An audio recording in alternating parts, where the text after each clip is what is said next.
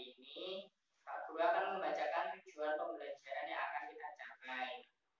Nah, yang pertama, siswa dapat menyusun gagasan pokok dan gagasan pendukung pada setiap paragraf dari teks tulisan. Yang kedua, siswa dapat mengembangkan gagasan pokok dan gagasan pendukung pada setiap paragraf dari teks tulisan. Dan yang ketiga, siswa dapat menyajikan hasil diskusi tentang gagasan pokok dan gagasan pendukung dari teks tulisan. Nah, sebelum itu kita akan menonton video bersama-sama. Disimak ya videonya. Sebentar.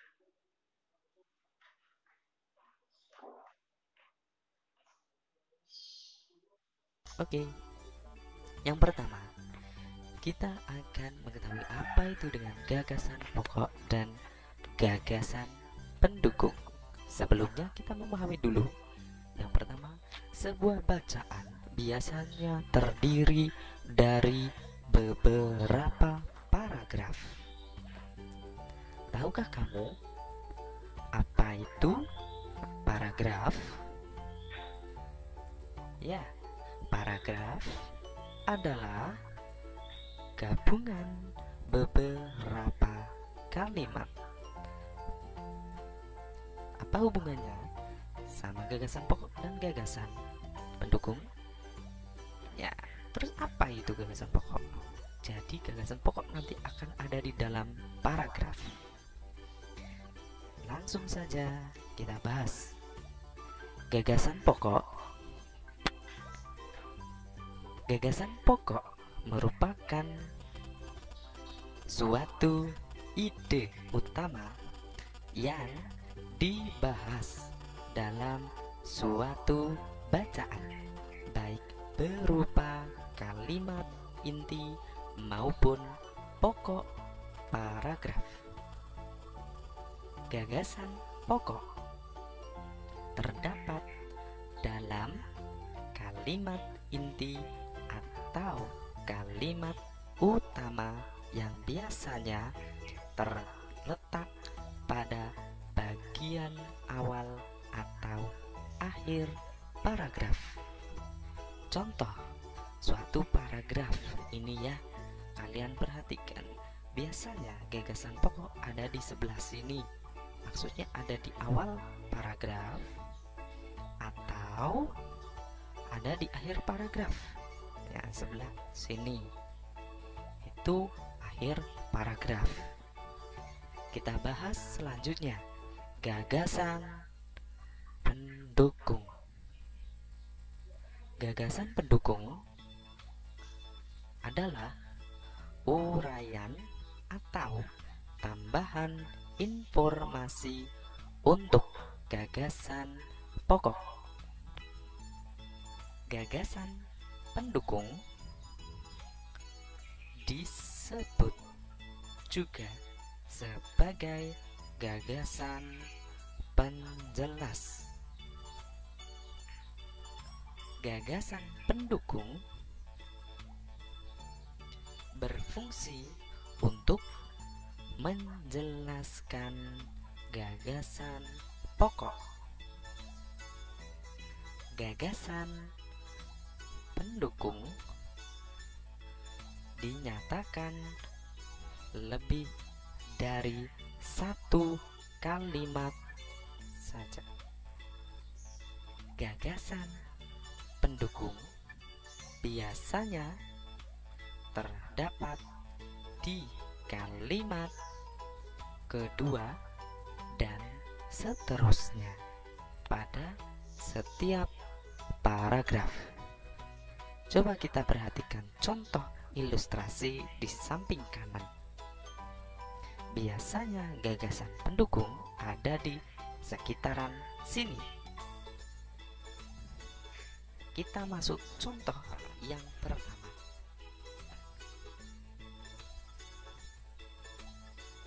Satu, peringatan 17 Agustus Kodim 0606 Kota Bogor sediakan 600 porsi makanan gratis. Warung yang biasanya dibuka setiap hari Jumat dengan konsep makan suka-suka, bayar seikhlasnya, itu pun rencananya akan dibuka secara gratis pada perayaan HUT kemerdekaan Indonesia. Dengan mengusung konsep makan merdeka, warung berkah akan menyediakan minimal 600 porsi makanan.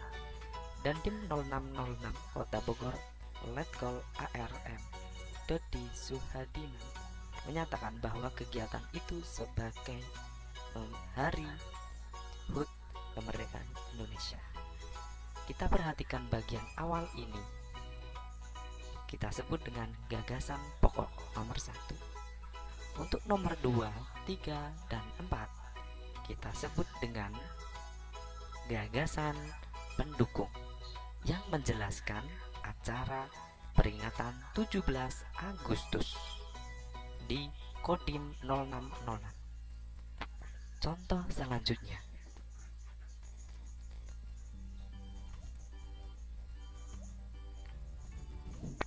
Pak Made dan Pak Udin memastikan saluran selokan lancar. 2. Pak Nur mengambil sampah dan meletakkannya di gerobak sampah. Setelah kegiatan kerja bakti selesai, warga berkumpul untuk menikmati teh hangat. 5. Mereka senang karena selokan sudah bersih. Kini mereka siap menghadapi musim hujan. Dari sini kita dapat melihat gagasan pokok ada di akhir paragraf karena mereka sudah siap menghadapi musim hujan. Dan gagasan pendukung ada di nomor 1 sampai nomor 4 di awal-awal paragraf. Kesimpulan, gagasan pokok dan gagasan pendukung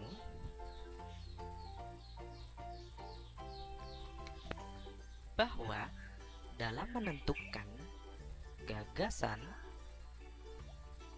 pokok dan gagasan pendukung dapat digunakan dengan langkah-langkah berikut ini. 1. Bacalah teks dengan cermat. 2. Temukan kalimat utama atau kalimat inti di setiap paragraf untuk menentukan gagasan pokoknya. Kalimat utama atau kalimat inti dapat terletak di awal, akhir, atau awal dan akhir paragraf. 3. Temukan kalimat penjelas di setiap paragraf untuk menentukan gagasan pendukungnya. 4. Ubahlah kalimat utama dan kalimat penjelas ke dalam kalimat yang lebih inti. Oke, bagaimana adik-adik? Dari penjelasan ini, siapkan bukumu untuk belajar.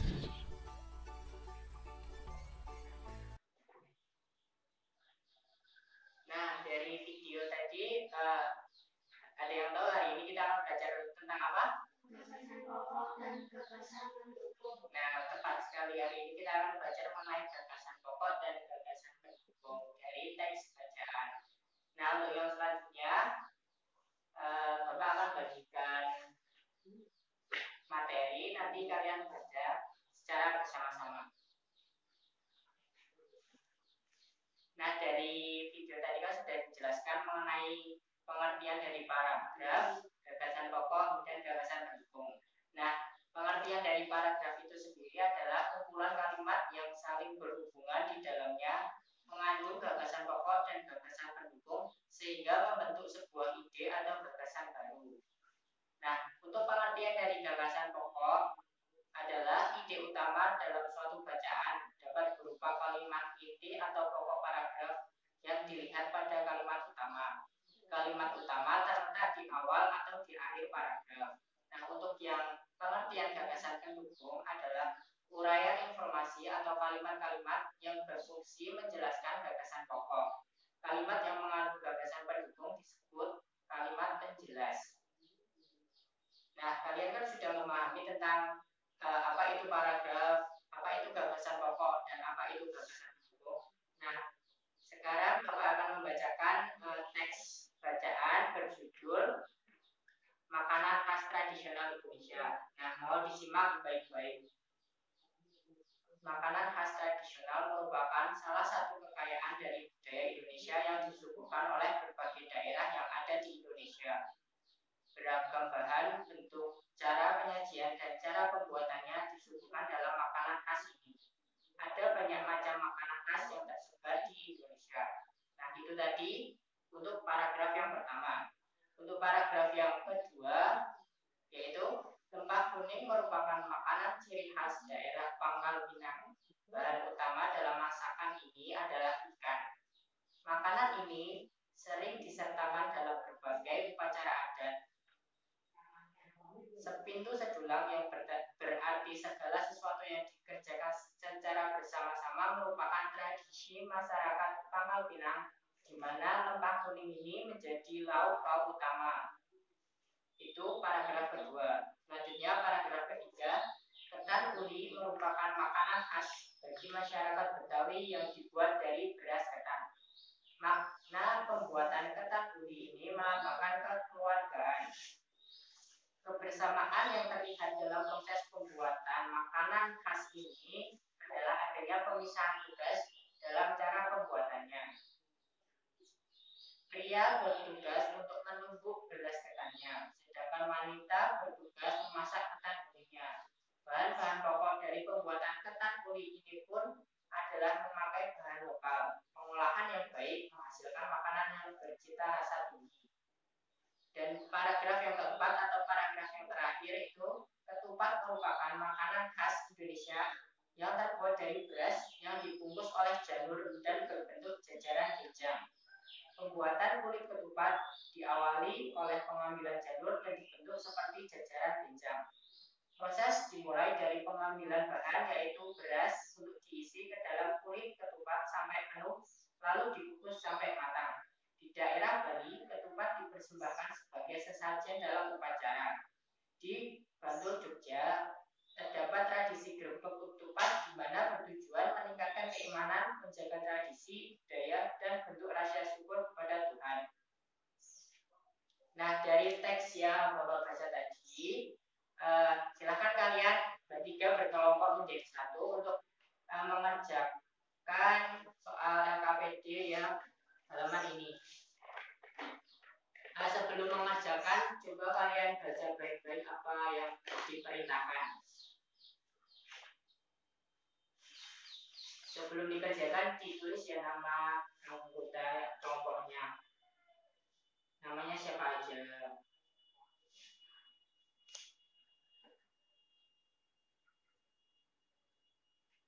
Nah, setelah kalian menulis namanya, nanti kalian baca perintahnya, disuruh ngapain.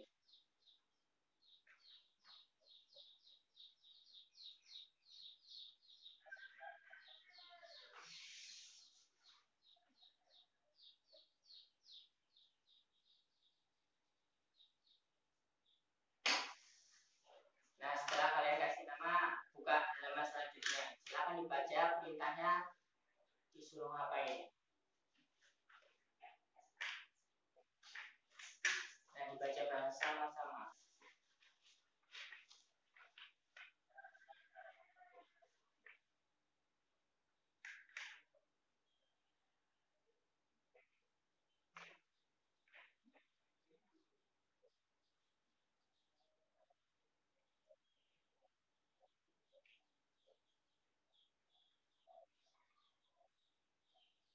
Nah, sudah dibaca semuanya? Sudah paham apa yang diperintahkan? Nah, untuk kalau sudah semuanya sudah paham, silakan kalian kerjakan yang di bawahnya ini. Kerjakan secara bersama-sama.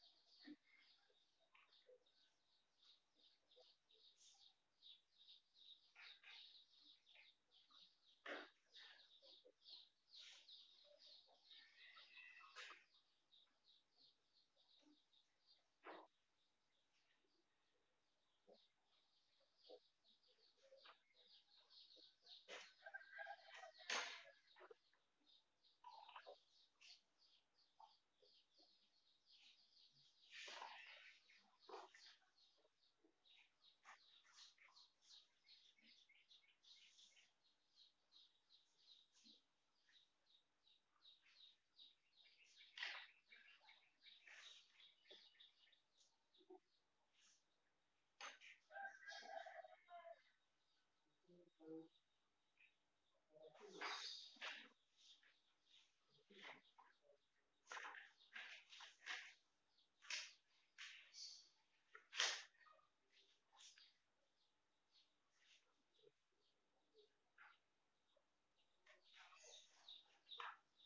kalian tadi kan sudah menulis gagasan pokok dan gagasan pendukung dari teks bacaan yang Bapak bacakan yang tadi mengenai makanan khas tradisional Indonesia. Nah, dari paragraf 1 sampai paragraf 4 ada yang mengalami kesulitan? Nah, kalau tidak, sekarang Bapak ada sedikit permainan terkait gagasan pokok dan gagasan pendukung dari teks bacaan tadi. Nah, di sini Bapak ada papan gagasan pokok dan gagasan pendukung. Di sebelah kiri itu ada gagasan pokok dan di sebelah kanan ada gagasan pendukung. Nah, nanti Bapak akan membagikan kertas ini, ada yang berwarna kuning dan biru. Untuk warna kuning nanti untuk yang gagasan pokok, untuk warna biru nanti gagasan pendukung. Nah, nanti kalian tulis gagasan pokok dan gagasan pendukung yang sudah kalian tulis tadi. Nah, kalau udah ditulis semuanya, nanti kalian maju satu persatu untuk menempelkan sesuai paragrafnya. Kita ada paragraf 1, 2, 3, dan 4. Nah, nanti ditempelkan sesuai. Nah, sekarang kalau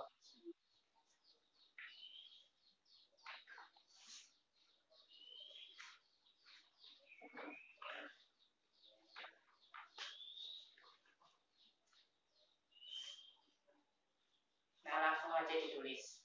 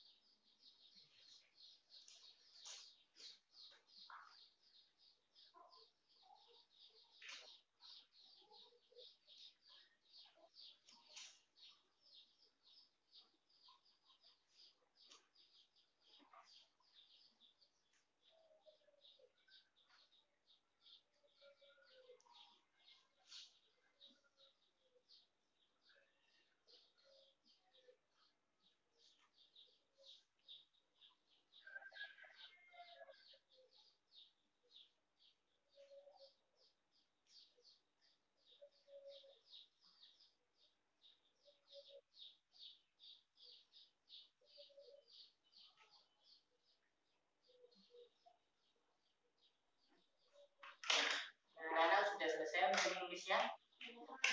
Ya, kalau sudah selesai semuanya, silakan ditempel ya. Nah, menurut dari paragraf pertama gagasan pokoknya apa? Silakan ditempel. Gagasan pokoknya apa? Gagasan pendukungnya apa?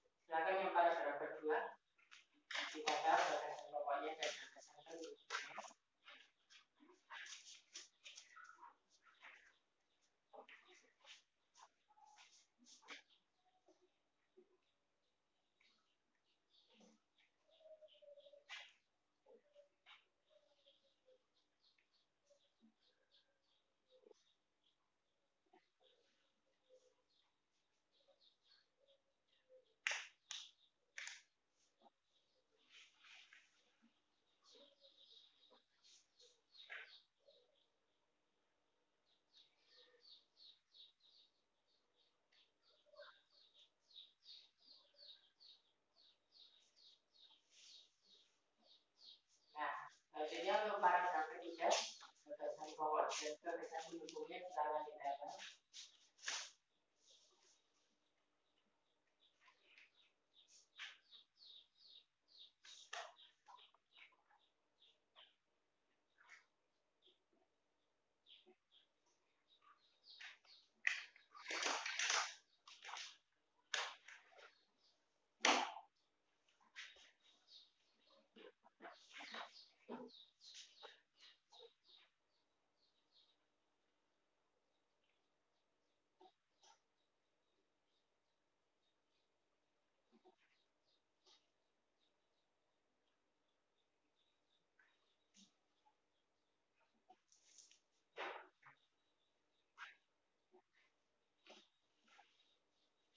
Lalu paragraf keempat, gagasan pokoknya silakan dicatat.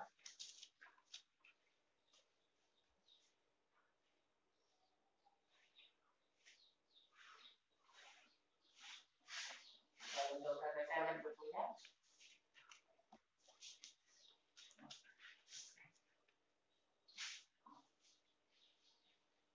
nah udah semua. Sekarang kita baca bersama-sama ya untuk gagasan pokok dari paragraf pertama dulu. Yuk kita baca bersama-sama apa gagasan pokok dari paragraf pertama. Jadi dibaca bareng-bareng ya. 1, 2, 3. Tradisional merupakan salah satu kekayaan dari budaya Indonesia yang ditentukan oleh berbagai daerah yang ada di Indonesia. Nah, tepat sekali. Untuk gagasan pendukungnya baca bersama 1, 2, 3. Beragam bahan, bentuk, cara penyajian, dan cara pembuatannya seluruhnya dalam makanan khas ini. Ada banyak macam makanan khas yang tersebar di Indonesia. Nah, tepat sekali. Nah, sekarang untuk yang paragraf kedua. Untuk gagasan pokoknya dibaca 1, 2, 3. Tahu kuning merupakan makanan ciri khas daerah Pangkal Pinang. Untuk gagasan pendukungnya 1, 2, 3. Bahan utama adalah ikan sepintu selulang, merupakan tradisi masyarakat Pangkal Pinang di mana pangkal kuning menjadi lauk pauk utama yang dimasak dan dimakan secara bersama-sama. Nah, tepat. Untuk yang paragraf ketiga gagasan pokoknya 1, 2, 3.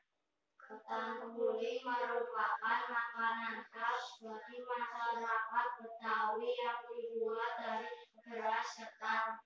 Untuk gagasan pendukungnya dibaca 1, 2, 3. Makna dalam pembuatan ketan tuli ini melambangkan kekeluargaan, adanya pemisahan tugas. Pria bertugas untuk menumbuk beras ketannya, sedangkan wanita bertugas memasak ketan ulinya. Nah, tepat. Untuk yang paragraf terakhir, untuk gagasan pokoknya dibaca yuk 1, 2, 3. Ketupat merupakan makanan khas Indonesia terbuat dari beras yang dibungkus oleh jamur dan berbentuk jajaran ginjal. Nah, untuk gagasan pendukungnya 1, 2, 3. Di daerah Bali, ketupat dipersembahkan sebagai sesajen dalam upacara. Di Bandung, Yogyakarta terdapat tradisi berburu ketupat di mana bertujuan meningkatkan keimanan, menjaga tradisi budaya, dan bentuk rasa syukur kepada Tuhan. Nah, tepat sekali. Tepuk tangan untuk semuanya. Nah, tadi kan kita sudah belajar ya. Hari ini kita belajar tentang apa? Yang pokok dan gagasan pendukung. Nah, tepat sekali. Tepatnya kita hari ini belajar gagasan pokok dan gagasan pendukung dari teks bacaan yang berjudul apa? Teks bacaannya tadi. Makanan tradisional Indonesia. Nah, tepat sekali. Dari kan kita tadi sudah belajar gagasan pokok dan gagasan pendukung. Nah, dari gagasan pokok itu apa ya? Gagasan pokok itu adalah Apa pengertiannya? Ayo, siapa yang mau jawab? Gagasan pokok adalah ide utama dalam suatu bacaan dapat berupa kalimat inti atau pokok yang dilihat pada kalimat utama. Kalimat terletak di awal atau di akhir paragraf. Nah, untuk gagasan pendukung apa? Gagasan pendukung adalah uraian informasi atau kalimat yang berfungsi menjelaskan gagasan pokok. Kalimat yang mengandung gagasan pokok pendukung disebut kalimat yang jelas. Nah, tepat sekali. Dari pembelajaran kita hari ini, itu kita hari ini belajar mengenai apa itu paragraf, apa itu gagasan pokok, dan apa itu gagasan pendukung. Nah, mungkin itu saja pembelajaran untuk hari ini, dan selanjutnya mungkin bisa kita teruskan minggu depan. Untuk itu sebelum kita mengakhiri pembelajaran pada siang hari ini, alangkah baiknya kita berdoa bersama-sama. Silakan siapa yang mau memimpin doa?